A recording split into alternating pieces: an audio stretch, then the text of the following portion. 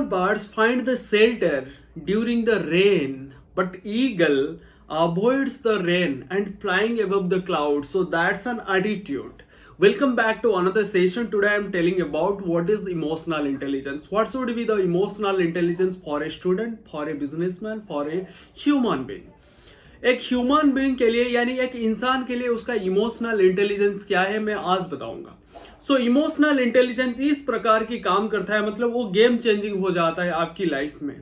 जब आपकी emotional intelligence आपको पता चल जाता है मेरा इमोशनल इंटेलिजेंस क्या है, आप लाइफ में सब कुछ कर पाते हो. सो आज आपके सामने 10 पॉइंट बताऊंगा कैसे आप अपनी इमोशनल इंटेलिजेंस को सही तरीके से यूटिलाइज कर पाओगे. सो उससे स्टार्ट करने से पहले मैं आपको बता दूं भगवान श्री कृष्ण ने क्या बताते हैं. कर्मणे बधिकारस्ते मां फलेषु कदाचन कर्म फले हेतु भ्रूमौ ते संगोस्त्य कर्मणि. भगवान श्री कृष्ण ने बताते हैं मैं आपको केवल ड्यूटी देता हूं, आप ड्यूटी को 100% कीजिए, रिजल्ट की इच्छा मत कीजिए. Result I will provide you the result. Don't expect the result, only you have to focus on your work. और आज हम लोग देखेंगे इमोशनल इंटेलिजेंस में हम लोगों का फोकस क्या होना चाहिए और इमोशनल इंटेलिजेंस होता है तो हम लोग क्या कर सकते हैं. सो पहला पॉइंट चाहते हैं होता है बी कॉन्फिडेंट. देखिए इंसान जो होता है ना उसके अंदर क्या आ जाना चाहिए, कॉन्फिडेंट आ जाना चाहिए. सो कॉन्फिडेंट होता है तो आपकी वीकनेस क्या है, आपकी स्ट्रेंथ क्या है आपको पता चल जाता है. सो इस वजह से आपको क्या रहना चाहिए, बी कॉन्फिडेंट, मतलब कॉन्फिडेंट होना चाहिए. कॉन्फिडेंट होते हैं तो आपको मालूम हो जाता है मेरे दिल में क्या चलता है, मेरा दिमाग में क्या चलता है. और कॉन्फिडेंस होने से सारे नॉलेज सारे इंफॉर्मेशन आपको मिल जाता है, बिकॉज आपकी अंदर फियरनेस की कोई बीमारी नहीं रहता है. और जिस इंसान के पास फियरनेस की बीमारी होता है ना वो सब कुछ खो देता है. सो आपको एक एग्जाम्पल की तरह बता रहा हूं. महाभारत जब युद्ध होता था, धृतराष्ट्र जो होता था वो संदिग्ध आदमी था. संदिग्ध होने से कारण उसके दिल में क्या था, भय पैदा होता था, क्योंकि हम लोग युद्ध में जीत पाएंगे या नहीं. जब आपके अंदर एक क्या फेयरनेस आ जाता है आप लाइफ में आगे नहीं बढ़ पाते हो. सो आपको बी कॉन्फिडेंस होना चाहिए, नहीं मैं उस काम कर लूंगा. जैसे मैं उस श्लोक में बताता हूं, कर्मणे वधिकारस्ते मां फलेषु कदाचन कर्म फले हेतु भ्रूमौ ते संगोस्त्य कर्माणी. मतलब आप केवल काम को फोकस कीजिए और कॉन्फिडेंट होकर काम को फोकस करेंगे तो देन डेफिनेटली आपको कुछ ना कुछ मिल जाएगा. सेकंड पॉइंट होता है नोइंग योरसेल्फ. देखिए इमोशनल इंटेलिजेंस क्या होता है, मतलब आपकी दिल में क्या चल रहा है, आपकी दिमाग में चल रहा है क्या, आपका कैपेबिलिटी क्या है, आप क्या कर सकते हैं. So you have to ask the question to yourself, you will get the answer. So if you are not asking the question to yourself you did not get any kinds of the answer. So knowing yourself, पहले आपको खुद को पहचान लेना चाहिए मैं क्या हूं, मैं क्या कर सकता हूं, मेरे दिल में क्या चल रहा है, मैं किस प्रकार की लोग हूं, यानी मेरा इमोशन क्या है. और इमोशन आपको कैसे पता चलता है, जिस दिन आपकी बॉडी में डिसिप्लिन आ जाता है. और इमोशनल इंटेलिजेंस आपको तब पता चलता है जिस दिन आपकी बॉडी में यानी आपके माइंड में आपके दिल में डिसिप्लिन आ जाता है, सारे इंफॉर्मेशन आपको पता हो जाता है. आपके बारे में जब आपको पता हो जाता है आपको मालूम हो जाता है what is my strength and what is my weakness. और स्ट्रेंथ जो होता है, स्ट्रेंथ के हिसाब से आप इमोशन को कंट्रोल करना शुरू कर देते हो. जब इमोशन को कंट्रोल करना शुरू कर देता है इंसान, वो लाइफ में सब कुछ कर पाता है. सो इस वजह से आपको क्या करना चाहिए, आपको इमोशन को कंट्रोल करना चाहिए. नोइंग योरसेल्फ, आप खुद को पहले पहचान लेना चाहिए मैं क्या हूं, मैं क्या कर सकता हूं. And you have to ask the question to yourself, you will get the answer. So third point होता है self management. Self क्या होता है, management क्या होता है. Self का मतलब होता है खुद और management का मतलब होता है disciplinary action. मतलब आप खुद के ऊपर जब disciplinary action लेते हो आपकी self management अच्छी तरीके से हो जाता है. और जो इंसान self management करता है ना वो emotional intelligence उसको अच्छी तरीके से मालूम हो जाता है. और सेल्फ मैनेजमेंट करने से क्या होता है, आपकी बॉडी में क्या आ जाता है, डिसिप्लिन आ जाता है. और डिसिप्लिन आने से आप लोगों को ऑब्जर्व कर पाते हो. मतलब मेरे दिल में जो ख्याल आता है लोगों के दिल में उस प्रकार की भावना आता है या नहीं. जब भावनात्मक विचार से आप खुद को जीत लेते हो और इंसान को जीतने के लिए और इजी हो जाता है. बात समझ में आ रहा है ना नहीं.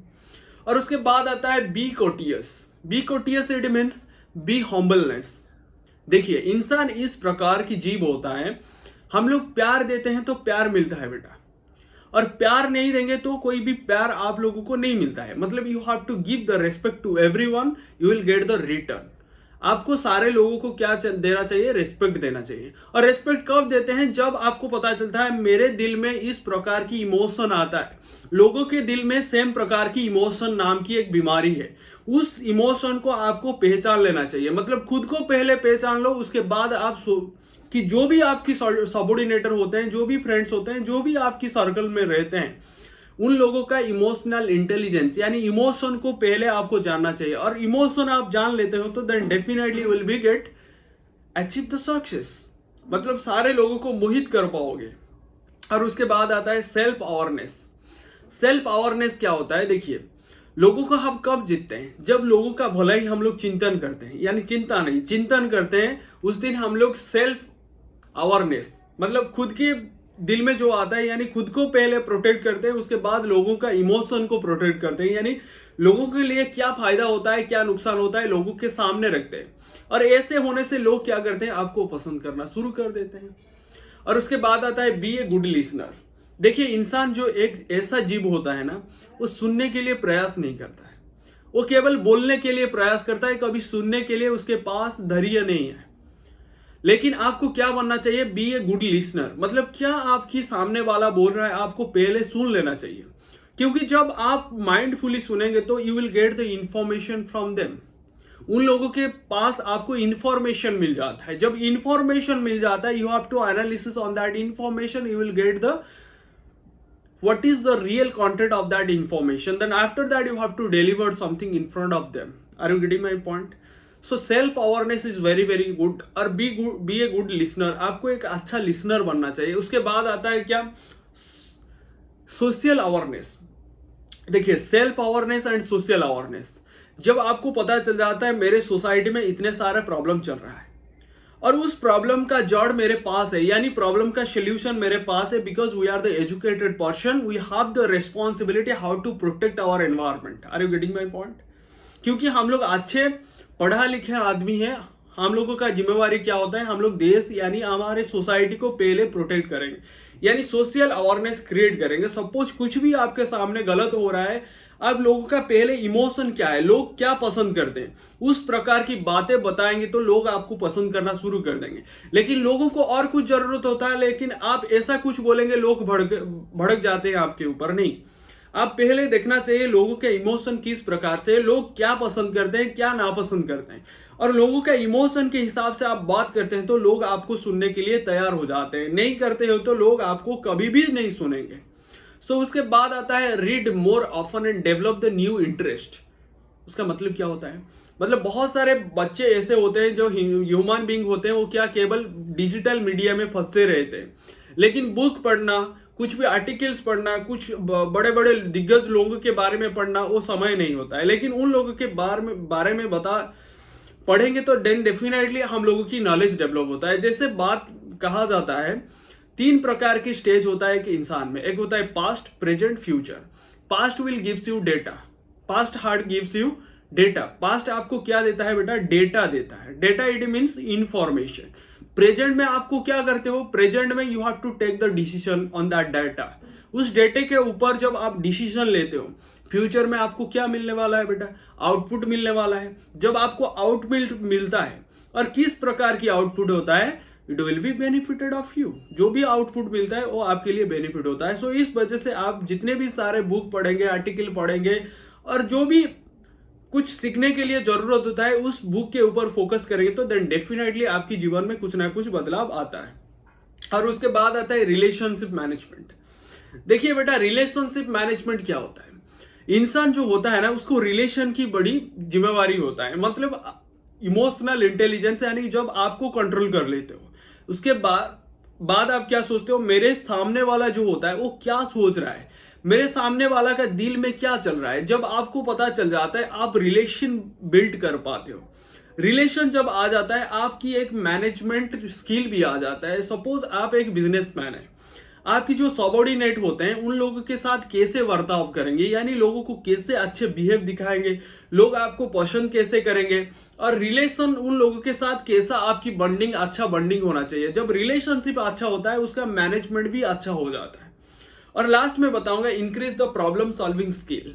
देखिए आपको तो मालूम हो गया मेरा वीकनेस क्या है, मेरा स्ट्रेंथ क्या है, मेरा इमोशनल क्या है, इमोशन में मेरे अंदर किस प्रकार की इमोशन है, और इमोशन के अंदर आपकी इंटेलिजेंस आ जाता है तो आप क्या increase the problem solving skill, आपके दिल में क्या आ जाता है, प्रॉब्लम सॉल्विंग करने के लिए स्किल आपके दिल में आ जाता है और दिमाग में भी आ जाता है। जब आप खुद का प्रॉब्लम सॉल्व कर देते हो उसके बाद सोचते हो मेरे सोसाइटी में जो प्रॉब्लम है उसको कैसे सॉल्व करूंगा।